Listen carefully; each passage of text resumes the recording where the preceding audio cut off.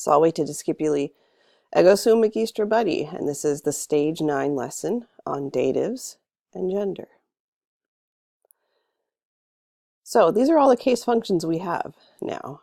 The nominative is always the subject or subject complement. For example, the kid throws.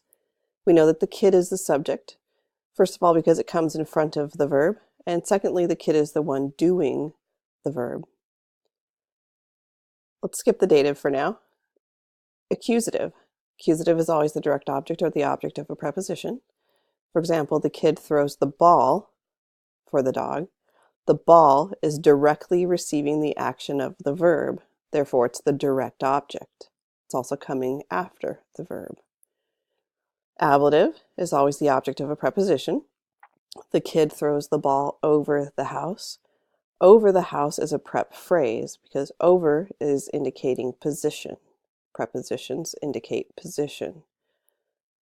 Let's go back to the dative. This is our new one for stage 9. Dative is an indirect object. So if the accusative is the direct object because it's directly receiving the action of the verb, the indirect object is indirectly receiving the action of the verb. So in the example, the kid throws the ball for the dog. The ball's directly receiving the action, it's what's being thrown, but it's being done for the dog. So the dog is indirectly receiving the action of the verb. If it helps, you should try to translate your datives as always with 2 or 4 in front of the dative. Now remember, English relies on word order to indicate function. Latin relies on endings to indicate function. So make sure you know your endings. Speaking of endings, let's go over them right now. First declension, we've got a, I, I, is, as. In the second declension, we've got us, and now we also have This isn't super common, but you will see it. So make sure you are aware that occasionally the nominative singular in the second declension can be er, but the rest are the same. So o, e, is, os. For the third declension, we've got our odd. Not that this is an ending, but the nominative singular in third declension doesn't follow a convenient pattern, so we just call it odd. And then our dative singular is e, ace, ibis, ace. Now you might say, we've got some duplicates now. So this dative singular is the same as this nominative plural. This is one of the reasons why it helps a lot to know if you're looking at a second declension noun or a third declension noun. If you know you're looking at a second declension noun and it ends in an accented I, then you know you're looking at the nominative plural because it has to be in this column here. But if you know you're looking at a third declension noun and it ends in an accented I, then you know you're looking at the dative singular. Another duplicate that we have now is the dative singular for the second declension and the ablative singular for the second declension. How are you going to know the difference between the two? Well, the ablative singular will always have a preposition with it. The dative won't. We have another duplicate now. AE for the dative singular in the first declension and AE for the nominative plural. Well, we've dealt with this before, right? Over here, for the nominative plural and the accusative plural, they look the same. There are other clues in the sentence that will help you figure it out. If you've got a plural verb, then you're likely looking at a plural subject. If you have a singular verb, then you're likely looking at a singular subject, and therefore it will be your dative. All right, so take a moment to study this. There's the endings in action. The only thing I'm going to point out for this chart, though, is gender, since this is something that's new in our terminology. First declension is 99% feminine. The only first declension nouns that are not feminine are professions. For example, poeta. Agricola means farmer. We haven't learned that one yet, but we'll get there. Nauta means sailor. And because in Rome, pretty much only men worked, any professions would be masculine.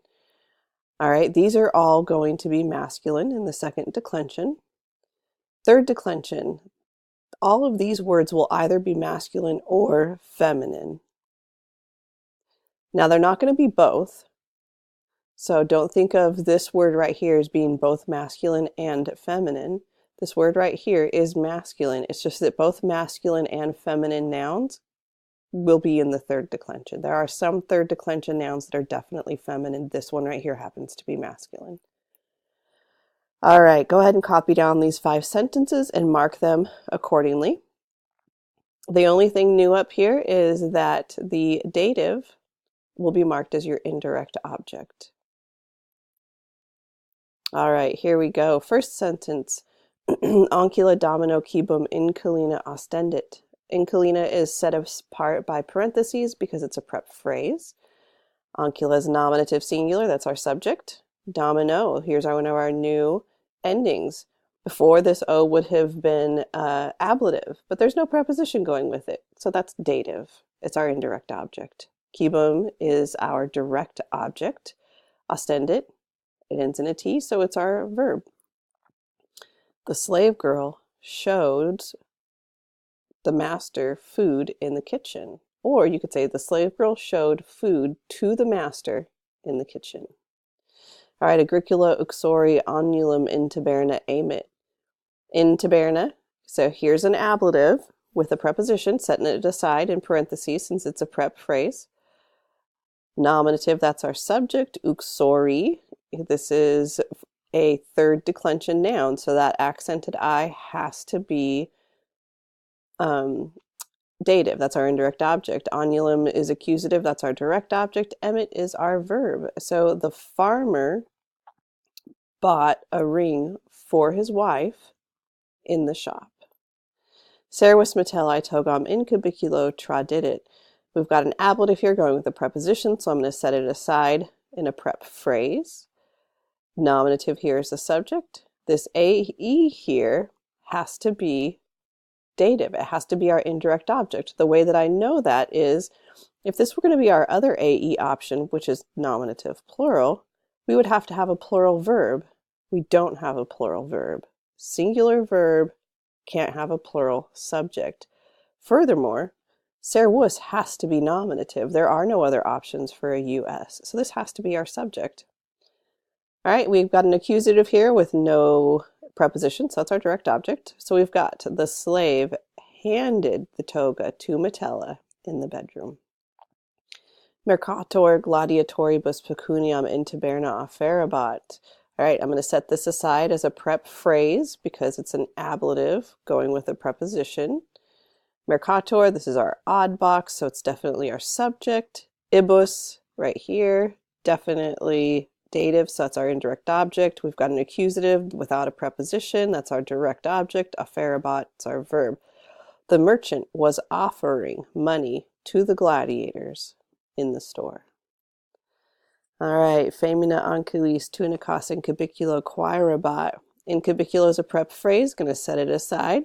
I know it's a prep phrase because we've got an ablative with a preposition. Femina, this is nominative, so it's our subject. Anculis, this accented IS here means that it's dative, so it's an indirect object. AS here is accusative plural, so that's our direct object, and this ends in a T, so that's our verb. The woman was looking for tunics for the slave girls in the bedroom. All right, discipuli. Remember, English relies on word order to indicate function. However, Latin relies on endings to indicate function. If you don't know your endings, you're not going to be able to decode the sentence. So know your endings. Vale to discipuli.